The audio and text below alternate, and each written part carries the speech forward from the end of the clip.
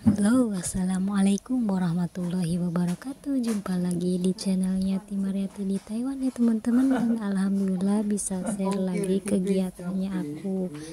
Dan ini sebenarnya video ini dibuat pada hari Jumat ya, dikarenakan Bayati hari ini ada kegiatan memotong rambut kakek dikarenakan udah sedikit panjang akunya tuh.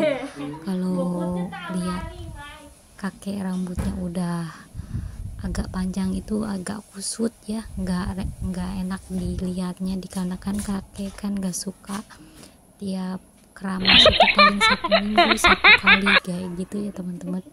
Dan ini majikan lagi lihat-lihat pakai apa. Aku bilang ini rok bekasnya nenek tapi lama udah nggak dipakai. Aku bilang pakai alas aja daripada pakai koran kan kayak gitu. Percaya atau tidak ya teman-teman, Mbak Yati kalau motong kuku atau motong rambut nenek atau kakek, Mbak Yati pilihnya hari Jumat ya, dikarenakan ya bismillah aja, percaya apa nggak percayanya ya teman-teman.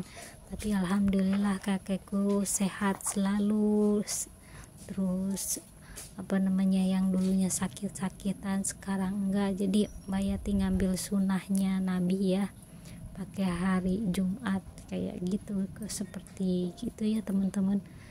Dan ini Bayati ngurus kakek dari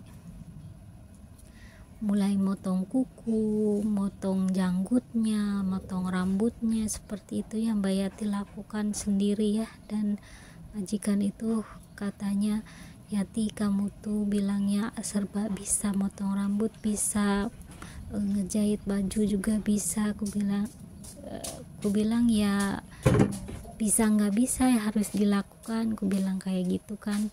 Yang penting rapih dan tidak apa namanya, pokoknya enak dipandang kayak gitu ya teman-teman. Soal ini sih kalau namanya ilmu katon ya, ilmu bisa dilihat bisa diperagakan ya teman-teman, seperti inilah. Dan kemarin juga Mbak Yati memotong rambutnya nenek ya, dikarenakan udah panjang. Kalau nenek itu setiap mandi pasti harus keramas ya, dikarenakan bau apek ya, keringetan terus, namanya orang gemuk ya, jadi harus keramas terus, jadi rambutnya cepet panjang ya. Kalau kakek ini bisa dihitung ya kalau keramas itu, kalau kadang-kadang lagi mood baru dia mau, kalau enggak ya ditawarin berapa kali juga bilangnya enggak usah kayak gitu.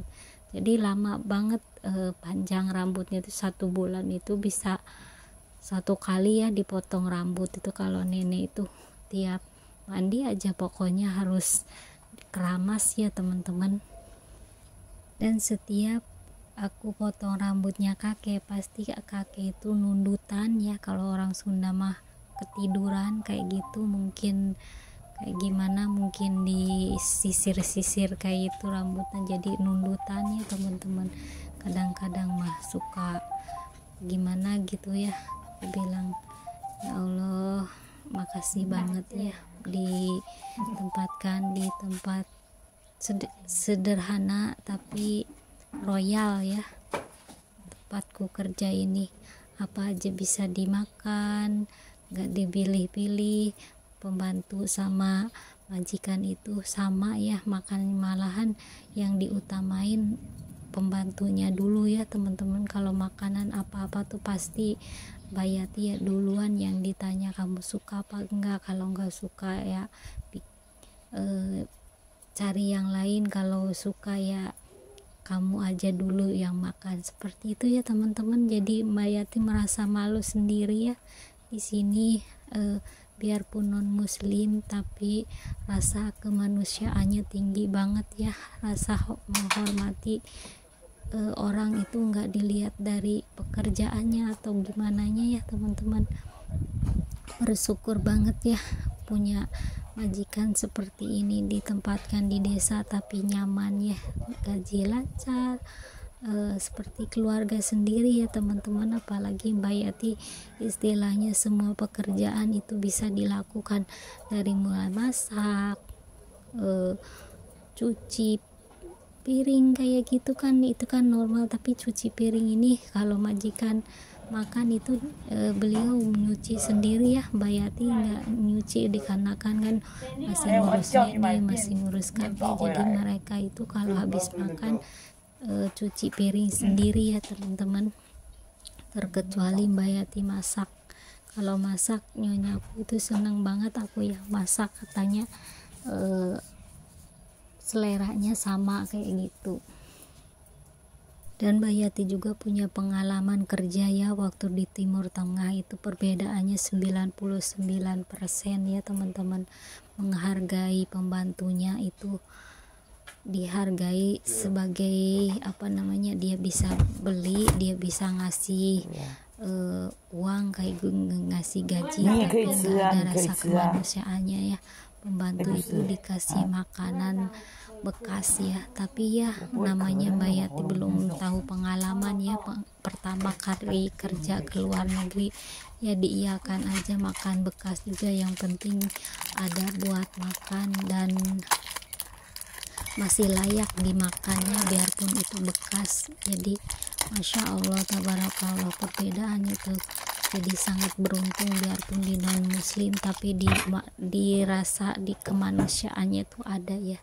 Dan ini nyonya lagi sibuk dikarenakan nyonya sakit ya, dia ada flu dan batuk, jadi beli strepsil.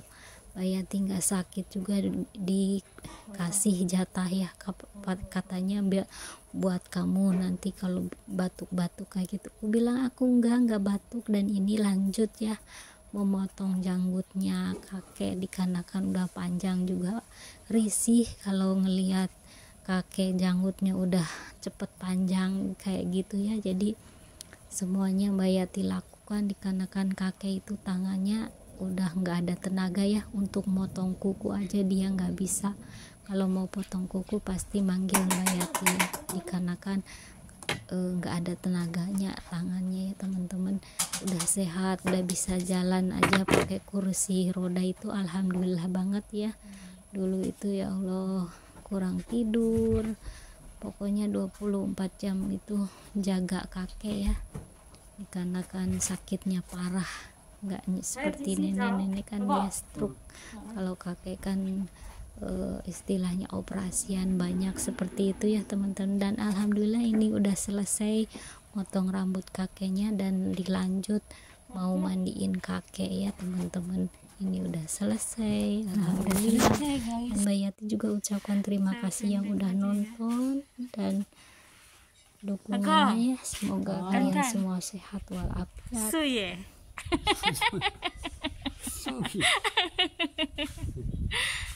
Dan lanjutnya ini sajian kedua guys, pakai kacangnya kalau bikin bubur atau bakso itu bisa dicampur dengan kacang ini.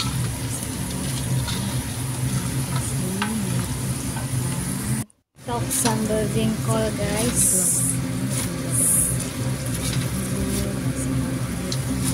itu rasanya jengkol